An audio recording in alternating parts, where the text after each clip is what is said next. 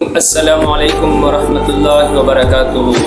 محترم ناظرین، میں ہوں محمد شاہد اور آپ دیکھ رہے ہیں میرا یوٹیوب چینل اسلامک بیانات و دینی مسائل۔ محترم ناظرین، آج ہم بات کرتے ہیں ایک بہت اہم مسئلے کے بارے میں کہ ایک آدمی نے نماز شروع کی اور درمیانے نماز میں اس کا وضو ٹوٹ گیا، یہ آدمی بھی وضو ہو گیا، تو اب یہ آدمی کیا کرے گا؟ اگر نماز کو جاری رکھتا ہے تو کیا اس نماز کے ساتھ یہ کافر ہوتا ہے کہ نہیں؟ کیونکہ علماء نے لکھا ہے کہ بغیر وضو کی نماز پڑھنا قصداً اس سے آدمی کفر تک پہنچ جاتا ہے۔ تو ابھی یہ آدمی کیا کرے گا؟ سب سے باہر جائے گا وضو بنانے کے لیے یا وہی کہ وہی رہے گا، کھڑا ہوگا؟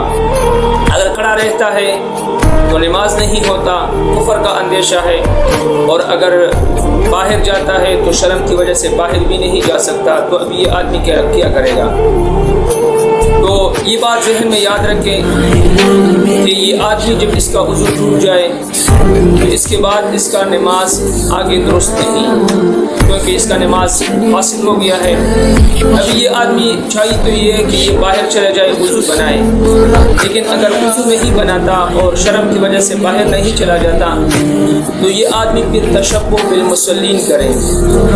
تشبہ بالمصلین کا مطلب یہ ہے کہ یہ امام کے ساتھ سجدہ بھی کرے، سجدے کی شکل بنائے اور رکوع کا شکل بنائے، قیام کا شکل بنائے، اس میں قرات جو ہے یا تسبیحات وغیرہ یہ کچھ نہ کرے، اور نماز کا ارادہ بھی نہ کرے، گویا کہ یہ ایک ایسا کہ یہ جو نماز پڑھنے والے ہیں ان کا شکل اختیار کرتا ہے، ان کی طرح ایک طریقہ کار اختیار کرتا ہے، باقی یہ آدمی نماز کے اندر نہیں ہے۔ اور اگر اس کے بعد بھی اگر اس نے قصداً نماز شروع کیا ہے، قرات وغیرہ کرتا ہے، تو پھر آدمی کو کفر کا اندیشہ ہے۔